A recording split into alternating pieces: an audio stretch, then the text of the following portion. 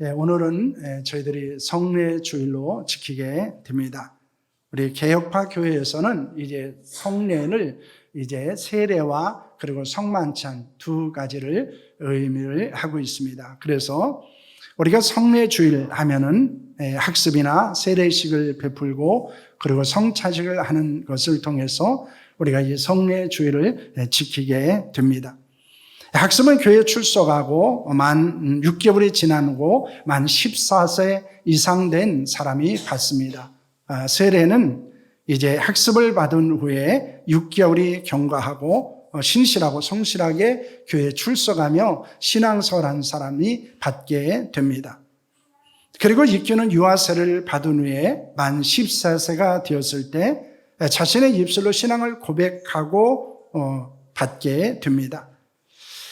성례 주일을 맞이하면서 어떻게 함께 말씀을 나누고 우리가 어떻게 함께 기도를 할까라고는 생각을 하다가 신앙의 가장 중심이요 기본이 되는 믿으면 구원을 받습니다 라고는 제목으로 말씀의 은혜를 누렸으면 좋겠다라는 생각을 하게 되었습니다. 그래서 오늘은 믿으면 구원을 받습니다 라고는 제목으로 말씀을 나누려고 합니다. 왜냐하면 믿음이 있어야 구원을 받을 수 있기 때문입니다. 또한 학습을 받거나 또 세례를 받는다고 하는 것은 바로 구원받은 자이기 때문에 하게 되는 것입니다.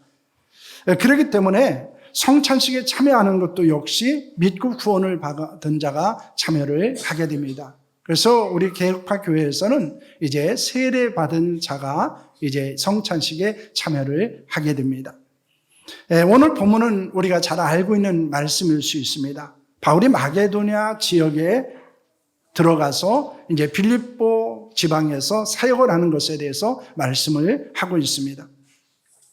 그런데 본문에서 우리는 믿고 구원을 받고 세례를 받은 사람들을 만나보게 된다는 것입니다.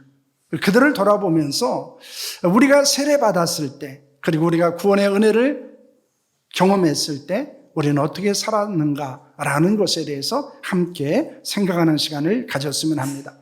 다시 말해 우리의 믿음을 좀 고백했으면 합니다. 그리고 우리의 믿음을 새롭게 결단하는 시간이 되었으면 합니다.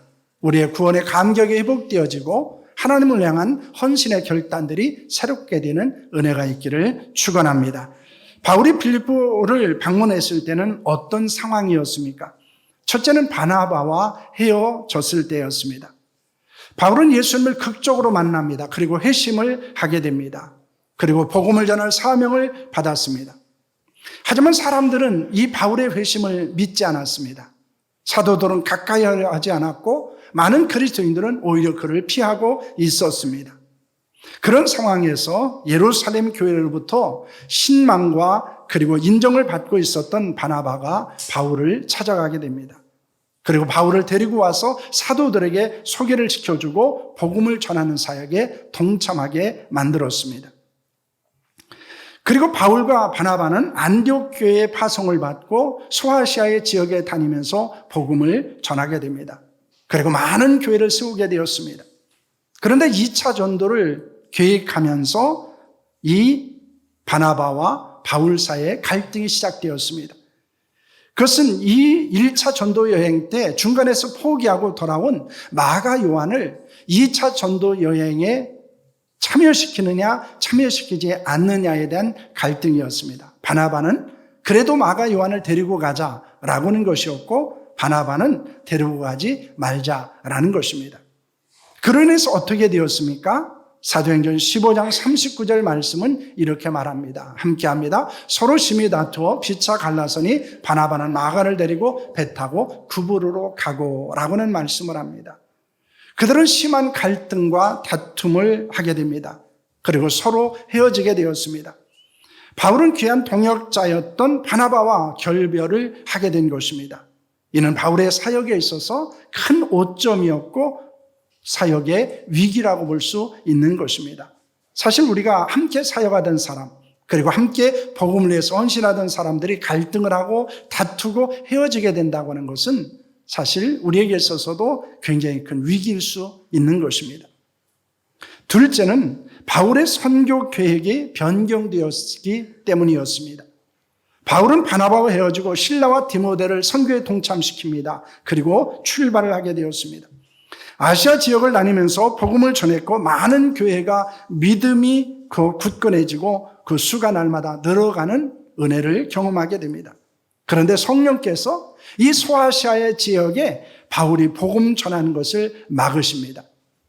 그들이 드로아를 내려갔을 때 바울은 마게도니아 사람이 그곳에서 건너와 도우라고 하는 환상을 보게 됩니다. 이에 바울은 어떻게 했습니까? 오늘 10절 말씀을 보시길 바랍니다. 함께합니다. 바울이 그 환상을 보았을 때 우리가 곧 마게도냐로 떠나기를 힘쓰니 이는 하나님이 저 사람들에게 복음을 전하라고 우리를 부르신 줄을 인정함이로라 라고는 말씀을 합니다. 바울은 하나님께서 마게도냐 사람들에게 복음을 전하라고 부르신 것으로 인정을 하게 됩니다. 그래서 드로에서 배를 타고 사모드라게로 직행하고 이튿날 네아폴리로 가고 빌립보 지역에 도착을 하게 되었습니다. 바울이 바나바와 갈등으로 인해서 헤어지게 된 것도 그리고 계획에 없던 마게도냐 지역에 선교를 하게 된 모든 것들은 사실 바울의 사역에 있어서 위기였고 당황스러운 것일 수 있었다는 것입니다. 그럼에도 불구하고 바울은 하나님의 말씀에 순종해서 성령의 인도하심에 순종해서 복음을 전하게 됩니다. 사실 우리가 신앙생활하고 교회에서 사역을 하다 보면은 사람들과의 갈등이 일어날 수도 있습니다. 때로는 다툼도 일어날 수 있습니다. 그럼에도 불구하고 우리가 포기하지 말아야 되는 것은 복음을 전하는 일입니다. 그리고 우리에게 주어진 직분을 우리가 감당해야 하는 일입니다. 물론 그런 일이 일어나서는 안 되는 것이지만은 그럼에도 불구하고 우리가 사역의 현장을 떠나지는 않아야 된다는 사실을 우리에게 교훈하고 있습니다. 때로는 성령께서 우리가 계획하고 우리가 생각하고 있는 것을 바꿔놓으실 수 있다는 것입니다. 그럼에도 불구하고 우리는 성령의 인도하심에 따라서 그 계획에 순종하며 나아가야 한다는 것입니다. 하나님은 바울을 통해서 마게도니아 지역에 매우 놀라운 역사를 이루신 것을 발견하게 됩니다. 왜냐하면 그런 위기를 맞이하고 당황스러운 일이 있었음에도 불구하고 바울이 하나님이 주신 사명을 감당했기 때문입니다. 여러분, 그들이 마게도니아 지역에서 복음을 전하게 되어지자 어떤 일들이 일어나게 되었습니까? 첫째는 누디아의 구원입니다. 바울은 로마의 식민지로서 마게도니아 지방의 첫째가는 빌립보에 들어가게 됩니다.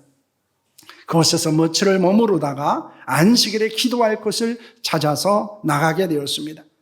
강가로 가게 될 때 그곳에 모여 있었던 여인들에게 복음을 전하게 됩니다. 복음을 듣던 사람 가운데 누디아라는 자주장사가 있었습니다. 그 여인은 두아디라 도시에서 온 자주색 옷감을 파는 장사였습니다. 그는 하나님을 경외하는 사람이었습니다. 성령께서 누디아의 마음을 열어주시고 바울이 전하는 복음의 귀를 기울이게 됩니다. 이에 누디아는 어떻게 했습니까? 15절 말씀입니다. 함께합니다. 그와 그 집이 다 세례를 받고 우리에게 정하여 이르되 만일 나를 주 믿는 자로 알거든 내 집에 들어와 유하라 하고 강권하여 머물게 하니라 라고는 말씀을 하고 있습니다. 이 누디아는 바울이 전하는 복음을 믿었습니다. 그리고 그는 구원을 받았습니다. 세례를 받았습니다. 그리고 이 바울의 일행을 자신의 집으로 들어와 머물 것을 강권하게 됩니다. 이는 예수님을 믿고 구원을 받은 누디아에게 나타난 변화를 보여주고 있는 것입니다. 바울을 통해 복음을 듣고 더 그 복음을 알고자 한 것입니다. 예수님을 믿고 구원을 받은 자에게 나타나는 변화는 무엇입니까? 그것은 사랑입니다. 복음에 대한 관심과 복음에 대한 열망입니다. 우리에게도 그 사랑과 관심과 열망이 있기를 축원합니다. 그러면 우리가 복음을 듣고 구원을 받은 자로서 우리가 더욱더 하나님의 은혜 안에서 가져가야 되는 것은 바로 사랑이고 관심이고 열망이다라는 것입니다. 그래서 우리가 오늘 말씀을 나누면서 우리 안에도 이런 사랑과 그리고 관심과 그리고 복음에 대한 열망이 더 놀랍게 역사할 수 있기를 소망합니다. 둘째는 빌립보 간수의 구원입니다. 바울은 다른 날에 기도하러 가다가 귀신에 들려 점을 치는 여종을 만나 고쳐주게 됩니다. 그런데 여종을 고용해서 돈을 벌던 주인이 돈벌이의 희망이 끊어진 것을 알고 바울과 실라를 붙잡아서 광장에 있는 관원에게 끌고 갑니다. 그리고 이 바울과 실라는 감옥에 갇히게 되었습니다. 그들은 어두운 감옥에 갇혀 하나님께 기도하며 찬송을 하게 됩니다. 그것을 간수들이 듣고 있었을 때 갑자기 큰 지진이 나고 옥문이 열리게 됩니다. 그리고 그들의 메인 모든 것들이 풀어지게 되었습니다. 그들을 지키던 간수가 잠에 취해 있다가 깜짝 놀라 깨었습니다. 모든 옥문이 열린 것을 보고 죄수들이 도망간 줄을 알고 자결을 하려고 했습니다. 바울은 그를 만류하고 안심을 시킵니다. 간수는 바울과 실라를 감옥에서 데리고 나가서 어떻게 해야 구원을 얻을 수 있는지에 대해서 질문을 합니다. 우리가 여기서 알 수 있는 것은 바울과 실라는 단순히 찬양과 기도만 한 것이 아니고 아마 간수들에게도 복음을 전했을 것입니다. 그러자 바울은 무엇이라고 말합니까? 31절 말씀을 보시길 바랍니다. 함께합니다. 이르되 주 예수를 믿어라. 그리하면 너와 내 집이 구원을 받으리라 하고 라는 말씀을 합니다. 바울은 간수에게 주 예수를 믿으라고 말합니다. 그러면 간수와 가족이 구원을 얻을 것이라고 말합니다. 바울은 구원의 복음을 간수와 그 집에 있는 모든 사람들에게 전하고 그들은 구원을 받게 되었습니다. 여러분, 구원은 어떻게 받습니까? 구원은 복음을 듣고 예수님을 구주로 믿음으로 받는다는 것입니다. 사도행전 4장 12절 말씀입니다. 함께합니다. 다른 이로서는 구원을 받을 수 없나니 천하 사람 중에 구원을 받을 만한 다른 이름을 우리에게 주신 일이 없음이라 하였더라 라고는 말씀을 합니다. 예수 그리스도에 어떤 사람도 구원을 줄 수 없습니다. 예수 그리스도를 구주로 믿는 것 외에 어떤 방법으로도 구원을 얻을 수 없다는 것입니다. 혹시 예수님을 구주로 믿지 않은 분이 계십니까? 유일한 구원자가 되시는 예수 그리스도를 믿고 구원을 받는 은혜가 있기를 축원합니다. 그럼 오늘 예수 그리스도께서 내 구원자가 되시고 그리고 예수님께서 나를 위해 죽으시고 부활하셨음을 믿고 고백하는 시간이 될 수 있기를 축원합니다. 구원을 받은 간수는 어떻게 했습니까? 33절과 34절 말씀입니다. 함께합니다. 그 밤 그 시간에 간수가 그들을 데려다가 그 맞은 자리를 씻어주고 자기와 그 온 가족에다 세례를 받은 후 그들이 데리고 자기 집으로 올라가서 음식을 차려주고 그와 온 집안이 하나님을 믿음으로 크게 기뻐하니라 라고는 말씀을 합니다. 간수는 밤중에 바울과 실라의 매맞은 상처를 치료해 주었습니다. 자신의 집에 초청해서 자신과 온 가족의 세례를 받게 됩니다. 그들은 함께 음식을 나눠 먹었습니다. 그리고 하나님을 믿음으로 크게 기뻐하게 되었습니다. 우리의 모든 가족이 하나님을 믿음으로 예수님을 구주로 영접함으로 큰 기쁨이 있는 가정이 될 수 있기를 소망합니다. 오늘 우리는 누디아와 그리고 빌립보 간수의 구원을 통해서 발견하는 것이 있습니다. 그들은 복음을 들었고 예수님을 믿었고 구원을 받았고 세례를 받았습니다. 그리고 그들은 함께 음식을 나눠 먹었고 온 집이 구원을 받는 역사가 일어났다는 것입니다. 바로 이것이 믿으면 구원을 얻는다고 하는 매우 놀라운 진리를 우리에게 말씀하고 있는 것입니다. 하나님은 바울의 위기와 당황스러운 상황을 오히려 빌립보에서 복음을 전하고 구원을 얻는 역사를 경험하게 만드신 것입니다. 이렇게 하나님은 항상 우리를 선한 길로 인도하십니다. 때로는 사람들과의 갈등을 겪을 수도 있습니다. 때로는 우리의 계획이 숲으로 돌아갈 수도 있습니다. 그러나 중요한 것은 성령께서 우리의 길을 인도하신다는 것입니다. 그리고 하나님의 놀라운 구원의 역사를 이루는데 우리를 사용하신다고 하는 것입니다. 여러분, 성령께서 어떤 사람에게 가라고 말씀하십니까? 여러분을 향해서 어디로 가라고 말씀하십니까? 우리도 바울처럼 하나님의 인도하심을 믿고 성령의 감동에 순종할 수 있어야 합니다. 그러면 하나님의 놀라운 역사를 경험할 수 있는 줄로 믿습니다. 제가 한번 말씀을 드렸지만은 이제 전에 한번 무당에게 들어가서 복음을 전한 적이 있습니다. 그런데 지나가는데 저에게 성령께서 아주 강하게 감동을 주는 거예요. 들어가 보라는 거예요. 처음에는 참 망설여집니다. 왜냐하면 무당집에 들어간다는 자체가 쉽지 않습니다. 목사로서도. 그래서 2층에 그 무당집이 있었는데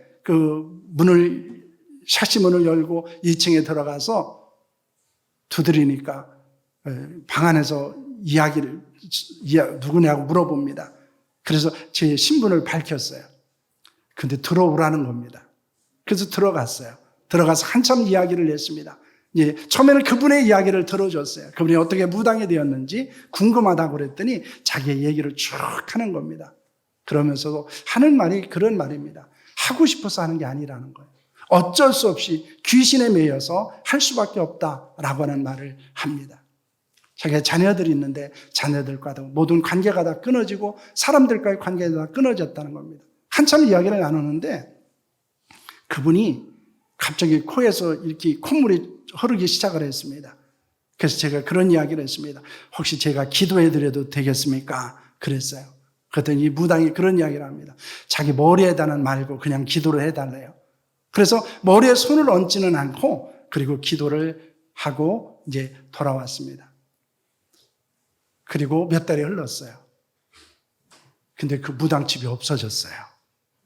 그래서 그 앞에 지나갈 때마다 생각나는 게 그겁니다. 물론 제가 해서 그렇게 됐는지 아니면 귀신이 떠나서 영험이 없어서 그렇게 됐는지는 모르겠어요. 그런데 중요한 것은 우리에게 성령이 강력하게 감동을 하고 우리에게 성령님께서 역사하실 때 순종해야 한다는 것입니다. 그러면 하나님은 역사하십니다. 그리고 하나님은 놀라운 구원의 은혜를 베푸시는 줄로 여러분 믿으시기를 바랍니다. 우리가 전하는 복음을 듣고 예수 그리스도를 구주로 믿고 구원받는 역사가 일어나길 수 있기를 소망합니다. 그들의 세례를 받고 온전한 제자가 될 수 있기를 소망합니다.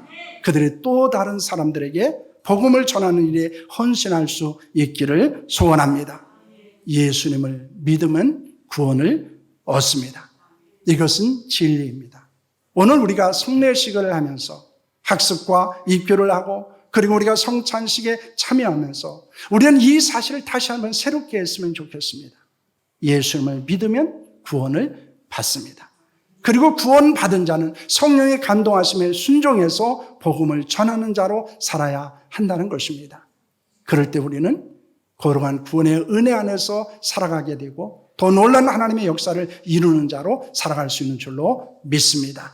우리 앞에 있는 내용을 한번 읽고 마치겠습니다. 항상 선한 길로 인도하신다. 성령의 감동에 순종하라. 예수 그리스도를 믿고 구원을 받아라. 세례를 받고 온전한 제자가 되어라. 구원의 복음을 전하는 일에 헌신하라. 기도하겠습니다.